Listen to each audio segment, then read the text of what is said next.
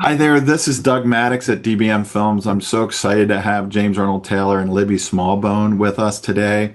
I'm a filmmaker for the last 35 years, and we made Operation Friendship. And James and Libby are in this movie, and we're going to ask them some questions. But before we do, I'd like to have them introduce them, who they are, and what they do in this industry. Well, I would be remiss if I didn't let the lovely Libby go first. So Oh ladies my first, goodness. please. Hi, I am Libby Smallbone, and I am a actress and writer, songwriter, kind of a Jill of all trades in the industry. And I play Lisa in Operation Friendship, who is married to James's character, Dave. Awesome. Yes, I play Dave, the lovable, affable, and sometimes very clever and scheming dad. I say scheming in a good way, in that there's some little surprises that Dave has up his sleeves from time to time. And I surprised you as well from time to time with some fun scenes where we would just throw lines at each other and have fun. And Yes. I just loved it, and we give all thanks to Doug for allowing us to be able to play so much in this film. The thing I love about it is it's just such a family friendly movie that has a great adventure for kids, and then also some touching moments I think for families and parents and what they're dealing with, with kids and with their parents and all of the issues that happen in a regular everyday family. You know, when you think about Operation Friendship, how did you all get involved? I know I worked with you all before. Well, I was cast in Doug's other film, The American Miracle, and I guess he liked me because he was like, "Hey, let's have you back, and would you like a lead role in my film?" And I read the script and everything. I was like, "Absolutely, Doug. I would love to work with you again." And I am so blessed to be a part of this. So, thank you. You're welcome. You did awesome. Oh, thanks. Yeah, and similarly, I actually worked on The American Miracle as well. And then we have a mutual friend. Doug and I have a friend, Butch Hartman, who created things like The Fairly Odd Parents and Danny Phantom, and now he's got a brand new show called The Garden, where I actually am in that as well. Very lucky to be in that, and that's on Angel Studios in different places. And so Doug and Butch had worked together, and I guess my name was bandied about, and I was very blessed about that. And then Doug and I just really hit it off on The American Miracle as well. And then it's like, here's this project, and I think the two of you would make, great parents in my next film. And so, any chance to get to do comedy and with a touch of family drama as well. I think it's safe to say that the film has moments of both. And then to work with Libby, who, the two of us have just completely hit it off. And we have had such a great time. Our families have got to know each other, and we go and support each other at things. Libby does wonderful comedy and such, and I'll go and see her at shows, or she'll come over to the house and play games with my wife and I, and we're big gamers, all of us. And that is all really thanks to you, Doug, bringing us all together. So you created a movie family, and then you created real families here. It's coming together because of Operation Friendship. What an honor. It's awesome. I pinch myself. I think the Lord works in mysterious ways. It's like, what's life like? When you go through it and you're not in it anymore, does that sound like a movie? And you realize you're important, to people's lives. And I take that seriously. And I treat, our film families as families, because even though we're just come together for a short time, we've got to really be friends and family. And it's great when you bring Christian love into it. And I think that's really impressive about you all, that you bring that Christian love into what you do, and how that came across in this movie, Operation Friendship. Yeah. Yeah. I think it's wonderful that you can be on a film project where you start the day with some prayer, and you know that everybody's got each other's back. And even if there's folks on the film that are not believers, that we're hopefully showing them that we're just normal folks. We just happen to pray a little before we start our day, and we give the grace of God a chance throughout the day. But I think it was really it made for a fun set, and it made for. I mean, you bit off a lot. You got kids and animals and wacky actors like Libby and I all together in one place to make a movie. All the things that they say, these are the toughest things to make a movie in. And then you did it in like a week, which is just amazing. So when people watch the film and they experience this, and it is kind of a day in the life, the film spans a few weeks of time, I guess, and it's very accurate in that, and it's great because we all became a very quick family, and got some wonderful adventures together in it. So true. One of the things that we like to do at DBM Films is entertain, educate, inspire. And so I want to make movies that make a difference in people's lives. I think this one does. And it deals with the issues of bullying. It deals with multi-generational family. It has you, James as a father, Libby, you as a mother, that has this beautiful son, and yet there's a bully. But you did something right, because he doesn't want to leave it there. He wants to say, hey, how can we change this situation? All of his friends are being beat up on. What can we do to make a difference? But then there's this really cool character, the grandfather, the World War II. We even do this as a time period, the year 2000, 2000. Mr. Yeah. James has this cool paper, dealing with Y2K. So let's talk about that and the film and how important it is to give recognition to veterans, with the World War II vet, to allow this family unit to work, the grief of the mom losing her mother. There's some great moments in this script. So talk about that. Well, there is, Doug. There's so much in one beautiful little film here that comes together in a way that covers a lot of ground, but I think it also offers a lot of insight and guidance, which is always what you've done with your films, which is wonderful. And so to say you're not alone in any issue. So if you're a mom that is now dealing with a dad that, is maybe now his memory seems like maybe there's some slips here and there, and what's going on, and how do we finesse that? And we have our son here, and the two of them get along great, but do I have to be careful with, what he's saying to the son? And it's like, no, it all ties together. And I love that. And then you've got, the fun thing for me was this was set in early 2000s. And we have some references to that. And we had to kind of, watch that too. It's always fun. It's like, okay, you're not just going to have a cell phone right there, because we didn't have them right then. And then just the way that people talked and the way people dealt with things, I think was really a cool way to do it, because it also then deals with Vince's character, the grandpa, and his World War experience and what he had done in combat.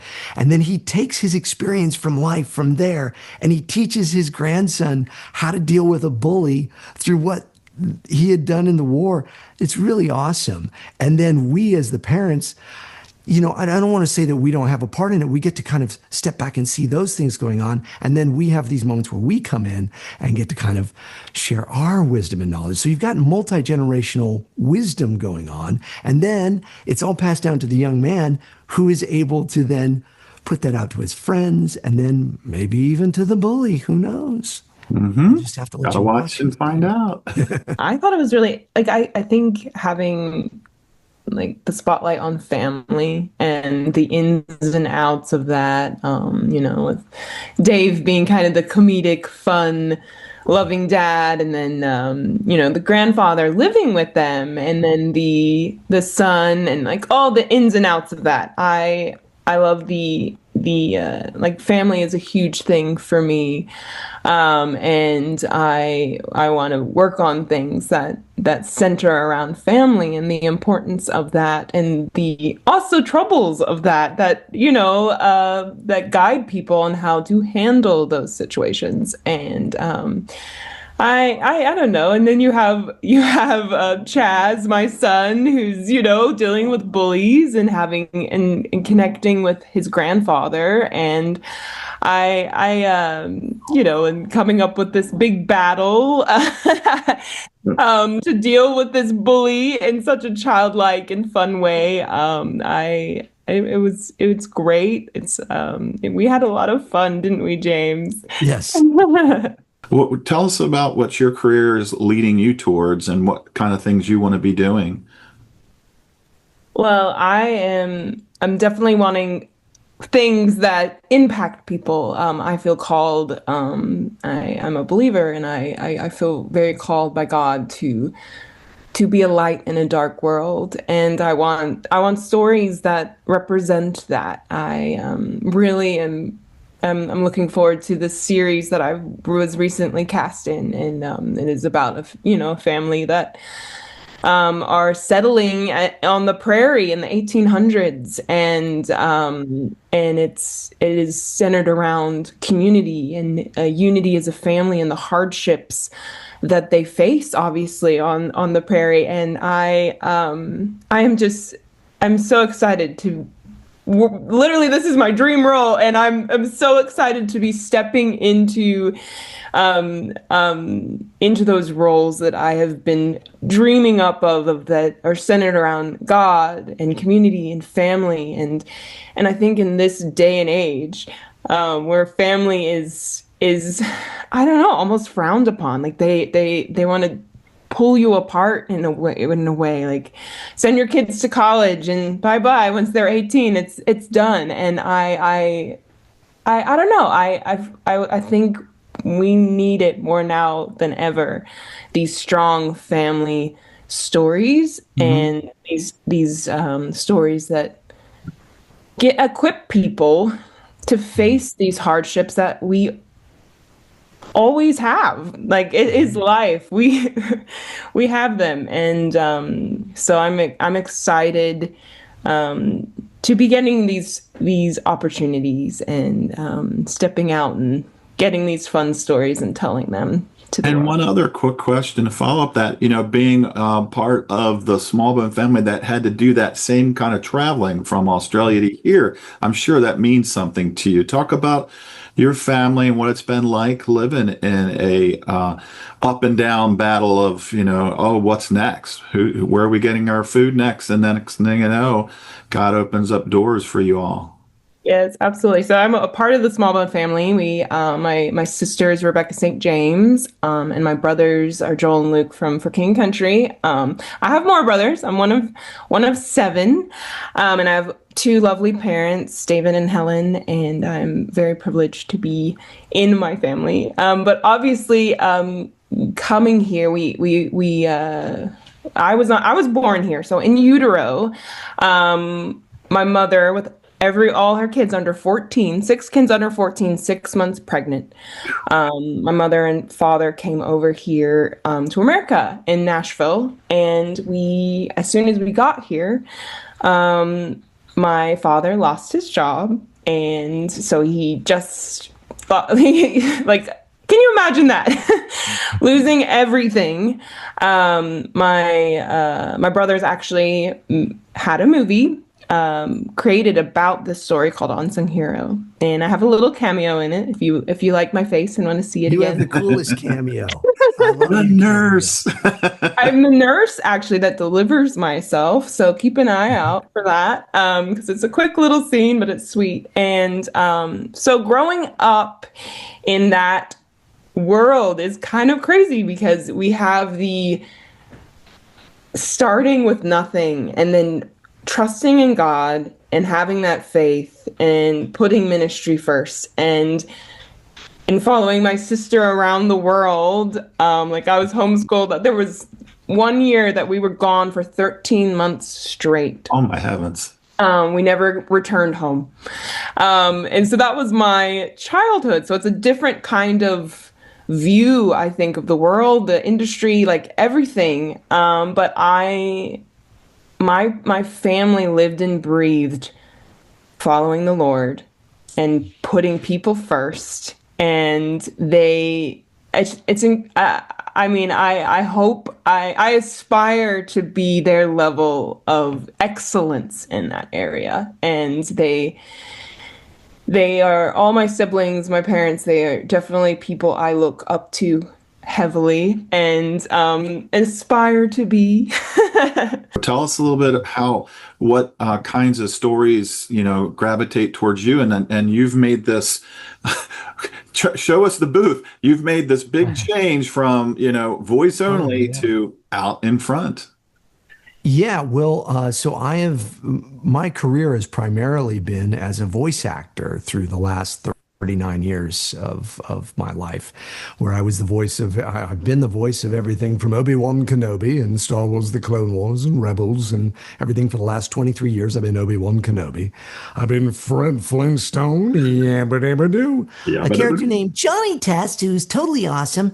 Ratchet from Ratchet and Clank. There's Tidus from Final Fantasy. Yes, this is my recording facility. So right over there is my booth. So I do all my voiceover recording in there, and then I do all my video recording here, and have my YouTube channel where I try to inspire people, and I have a podcast where I try to inspire people, young people that might know me from video games or cartoons or things that they grew up with, and then see that I'm actually a person of faith, and I'm very open about talking about my faith, and again, as Libby says, the importance of family, and as of course with this film, the importance of family and such. And so my wife and my daughter and I, we have kind of done the similar things. My daughter's life has been on the road, going to places like Disney World, where I used to perform a one-man stage show, and I've taken all over the world, called Talking to Myself, where I perform and do about 200 different voices and have a lot of fun. And so it's a weird little world that Libby and I have grown up in, I think. But it's also wonderful that now, certainly for me, I've worked in the secular world for so much in my career, and now I'm getting these opportunities to do wonderful faith and family features and films and shows and animated series. Now more so with that, I'm working with my friend Mike Naraki on a show that Mike is, of course, one of the co-creators of Veggie Tales, and I'm doing a show with him called The Dead Sea Squirrels, which is a lot of fun. I play the bad guys in that. I got a couple other ones, Gabriel and the Guardians, that is another one that is on Angel, which is a kind of the story of Noah, almost to a degree. It's an analogous of Noah, and it's a biblical anime, which is really big with kids. And so I've been very blessed that the Lord has been opening new doors. But one of the coolest ones is, and much of it is thanks again to you, Doug, and all of the folks that have made films like The American Miracle and Operation Friendship, and is allowing me to be on camera. And so I've been doing a lot of others. I've done some other ones for some friends, and then a film that I created myself called Hidden Blessings, which is a completely on my own movie. It's a faith-based movie about the prodigal son. And so God is opening new doors for me to do that. And in fact, I don't know, Libby probably doesn't know this, but I will be working with her on the project she was just talking about as well. So lots of new exciting things, but I think that the focus really is wonderful, that even though we are seeing kind of this, somewhat of an attack on family and such, there's also this great building up of it now. And there's also, it's never been a better time to be a filmmaker. That's what I would say. And certainly you could speak to that, Doug, of being an independent filmmaker. You've had such great success through, multiple decades. And there's young people starting out going, how do I make a movie? I have a story to tell. And it's a faith-based story. Is that okay? Can I do that? Or it's a family story. Is that okay? Yes, you can. And you can find success, and you can find the film then being out there. Operation Friendship is out all over the world now, and we're able to show that to people. And so that's the exciting part about the time period, the technology that we have, and what people like yourself are doing, Doug, with making movies and being consistent and just putting them out there and being a light. And so if I can be a part of that light, I want to be salt, I want to be light. If I can be a part of it and I can just hang on and go on the coattails of the two of you, I'll just do it all day long. I'm so blessed by knowing you both. And when I look at back, with nothing to have this many films under my belt now, and I continue to thank God, because it is a labor of love. It is a mission. It is a calling. What we do. And I taught at Towson University for 7 years when our kids were young. And I tell everyone in the class, as part of the Maryland State system of education, I say, I don't know what kind of faith y'all have, but you need faith to be in this industry because it is so hard. It is so unknown. And yet you have passion and you want to do it. Keep at it, keep pursuing it, don't give up. So that's my message. I just say, keep going. Faith is seeing things that are unseen in the future, but pursuing towards that. And I'm very thankful. You made a comment, James, that it took a week. It actually took 7 days at 16-hour days. It was only because our schedule wouldn't do a 2 weeks in a row. And that's the other thing I'll give to people. Make it work with what you got. And you guys were troopers. Libby, you had another film you were doing simultaneously, and I was blown away. I mean, you were able to bounce back to Nashville, come back up, and do all of your roles so excellently. So go ahead and speak to that, and then we'll wrap things up, and I'll add to you too, James. Well, if you enjoy being tired, shoot 2 films on the same week. That's what I say, because there was one. I think I came in late on one day and filmed that day to start Operation Friendship, and then I think I was there for a day, and then I flew back to Nashville. I woke up, I think, at 3 a.m. to catch like a 5 a.m. flight. I was on set by, I think, 11. Yeah. And then I filmed all day, flew back, and then started again with Operation Friendship. And so, yeah, if you enjoy being tired, be an actor. It's great.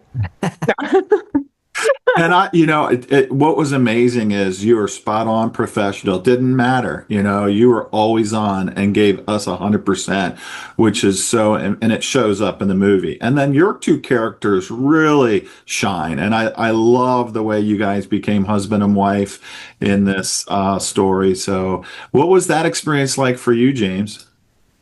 Well, it was great. I mean, so the nice thing was, is once we found out, and we have the same manager, Natalie Dendy, give a shout out to Bold Line Entertainment. And Natalie said, okay, you're both in this film. And so I said, great, can we have coffee? And so my wife and I had coffee with Libby because I didn't want her to think like, I was just taking her to coffee. Hi, I'm your husband, and so we all got together and instantly hit it off. I mean, it was just like we were family already. And so I think that the wonderful thing about it is we did get to kind of hang out a bit before making the movie, which is important because a lot of times you're thrown in. I'm working on a project right now where I think we shot 10 episodes before I met the gal playing my wife in that.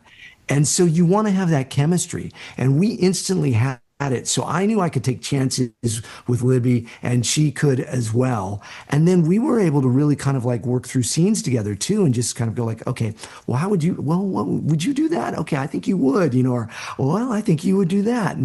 And that was really helpful, but it was because of the environment that we had. Again, it was shot very quickly, but we had a comfortable environment where we could be together and know that we could trust each other and then trust you as the director to be able to capture that. And I think it was just awesome. I think it plays. It's actually, it's interesting because I think the script originally had one of our kind of our more intimate scene there where we're, talking about granddad and, what's going on and, how do we handle this and the pain of Libby's character losing her mom before that. And that's an emotional scene and Libby brought it.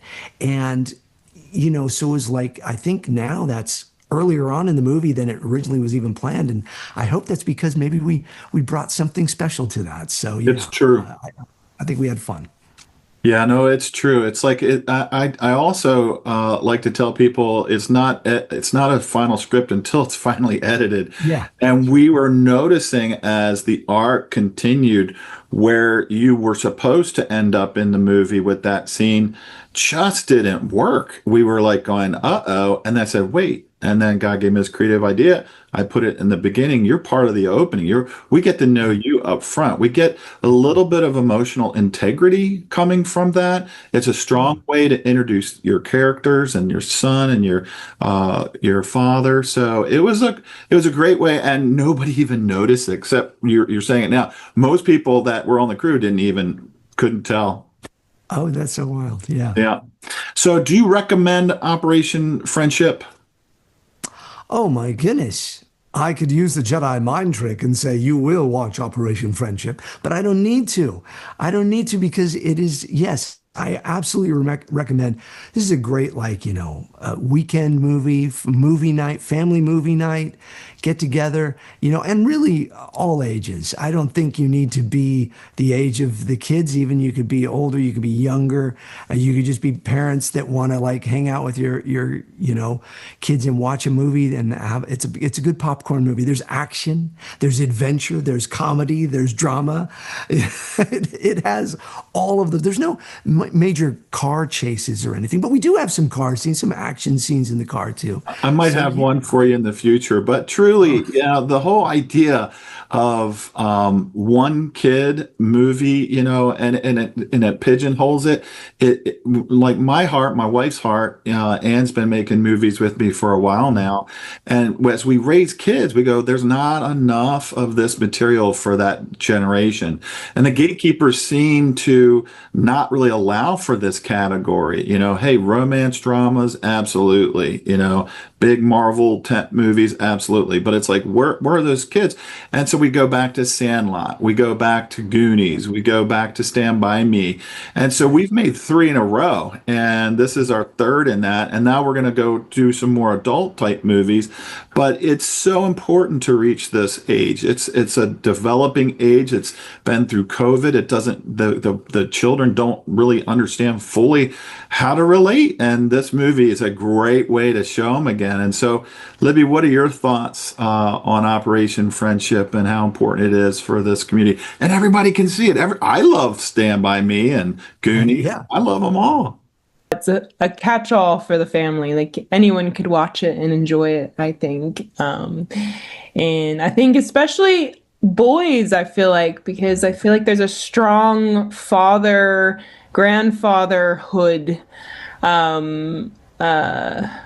element in it, where there's a strong father figure, strong grandfather, and I think that's important. Boys need a good father figure these days, and obviously girls too. Like it's so fun. Like there's a strong girl character in there that brings up her pink army, and it's so fun. But yes, I think there's a lot of adventure, comedy, and and the important, it covers the importance of don't be a bully. Let's not be a bully. Yes. Totally. Yes. Well, thank you so much. Is there anything else you all want to add before we close out the interview? Well, just thanks to you and putting this all together, and then having me have a chance to be with you guys again here. This is it was was it a year ago that we did all this? 1 year. It's amazing. And it's out on every platform. And we got to see each other a while back for the premiere, which was fun. But so any chance I get to spend some time with you all is great. So I just say a big thank you, Doug. I appreciate it. You're welcome. So thankful to you both. The premiere was a success. We did that at the Senator Theater in historic Baltimore, and the day before, crazy enough, American Miracle was premiered at the Kennedy Center. Yeah. So we got to see you 2 days in a row. So thank you for coming out for that. Libby, anything else that you would like to add? Just thanks for bringing the family back together. You bet. We are privileged to be a part of this, and yeah, it's been. I thank you for letting James and I work together, because he's become a dear friend. Him and his wife Allison. I am And they live nearby, so it's great. I know. just I love wish I meeting lived them. down there now, man, because I see what's happening. I'm like going, and you want to move to Nashville or Right? Tennessee, It's anywhere fun. It's that's fun. You close should to come these down here. guys. Yeah, you guys are precious. You're really wonderful people, and it means a lot to have worked with you. So thank you.